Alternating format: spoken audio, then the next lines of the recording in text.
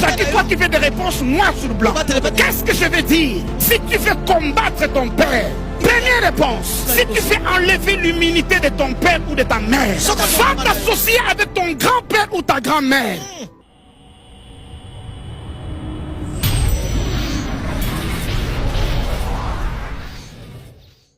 Absalom est en face de David. Il veut combattre David. Mais entre Absalom et David, il y a une parole qui dit honore ton père et ta mère, afin que tu vives erré et longtemps. Donc cette parole, c'est l'immunité de David par rapport à Absalom. Les immunités sont des lois qu'on a faites. Donc cet article de la loi est l'immunité de David. Sinon tu ne vivras pas longtemps Absalom et tu ne seras pas erré. Le plan de guerre ou la stratégie militaire d'Oushai c'est quoi? Toi Absalom, David est là, va toi-même. Oushai l'envoie à la mort. Parce qu'Oushai sait, ou il ne sait pas parce que lui ne contredit que la stratégie d'Achitophel. Même s'il ne sait rien. Il sait qu'il y a des lois ici des immunités. C'est son père. Et la nature est témoin. Que Absalom doit honorer son père et sa mère.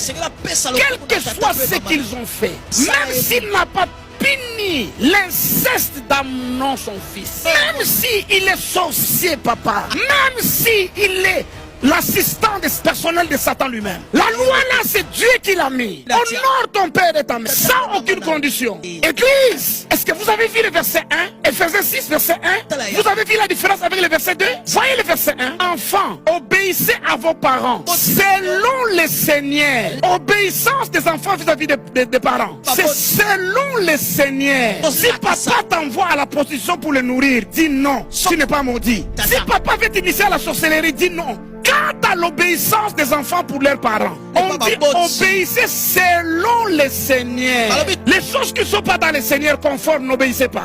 Et aucun mal ne vous arrivera. Ça c'est quoi? C'est l'obéissance. Honore ton père et ta mère. Ce n'est pas dans le Seigneur. Prenez les autres langues. Il y a plusieurs versions. Quant à l'obéissance des enfants vis-à-vis des parents, le cadre est circonscrit. Le ring est déterminé. C'est selon le Seigneur. Et s'il te demande de faire quelque chose qui n'est pas selon le Seigneur, si désobéis, papa ou maman te maudit, malédiction sans cause et sans effet. Mais honorer n'a pas de condition. Ce n'est pas selon le Seigneur. Papa est sorcier. Papa d'ailleurs, il m'avait dit ceci. Papa m'a violé. C'est comme ça que je ne peux plus l'honorer. Non. En ce qui concerne l'honneur, il n'y a pas de condition. Quelqu'un qu'on honore, on ne fait pas la guerre contre lui. Poucha dit, va alors.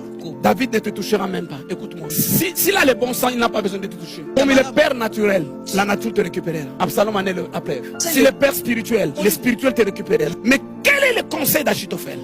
Absalom, toi, reste à Jérusalem, reste derrière moi, que moi j'affronte David, je te donne l'humilité. S'il y a des faits, ça me prendra, parce que moi et David on se connaît. Abiatar et Tchadok sont des sacrificateurs, mais de la génération de David, ce sont des amis. Achimelech est déjà mort, il n'est plus là. Samuel est déjà mort, il n'est plus là. Tous qui sont là, c'est soit la génération de David, soit les enfants, génération d'Absalom. Il est resté dans cette génération qu'Achitophel, n'oubliez pas qu'il est grand-père de Bathsheba, père d'Eliam. Eliam c'est la promotion de David. Je vais dire à quelqu'un, Achitophel est l'arrière-grand-père du roi le plus sage de son temps, Salomon.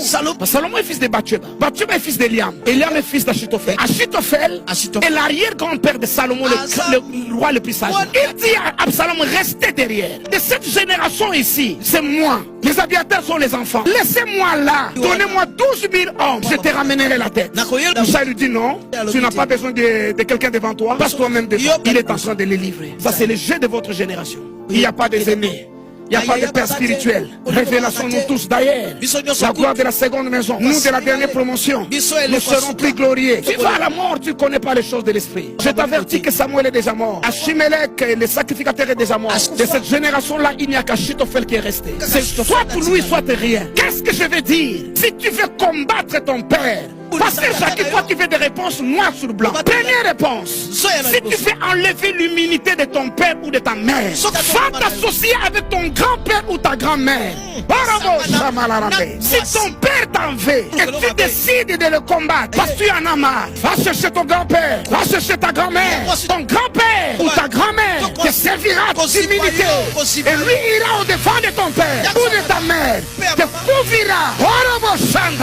Et te donner là la victoire. Ça c'est la première. Il n'y en a pas beaucoup. Les mardis, je parlais de deuxième méthode. Comment enlever l'humilité d'un père et d'une mère, qu'il soit spirituel ou biologique. Il y en a trois, mais le troisième, je ne dirai pas. Je parle du premier aujourd'hui. Cherche ton grand-père ou ta grand-mère. Si ta maman te crée des problèmes, cherche ta grand-mère et tu te caches derrière. Elle va passer devant toi. Ta mère ne fera absolument rien. C'est pourvu aussi que tu continues à l'honorer, non? Parce que tu ne dois pas enlever la loi, n'oubliez pas. Mais si la grand-mère déshonore ta mère, la loi, l'immunité là n'existe pas. C'est plutôt elle, maman, qui est en danger par rapport à grand-mère. C'est la première stratégie. Comment on enlève l'immunité dans la vie? Sur le plan spirituel ou sur le plan naturel? Malheureusement, Fabrice, il y a très peu de gens qui ont leurs grands-parents en vie.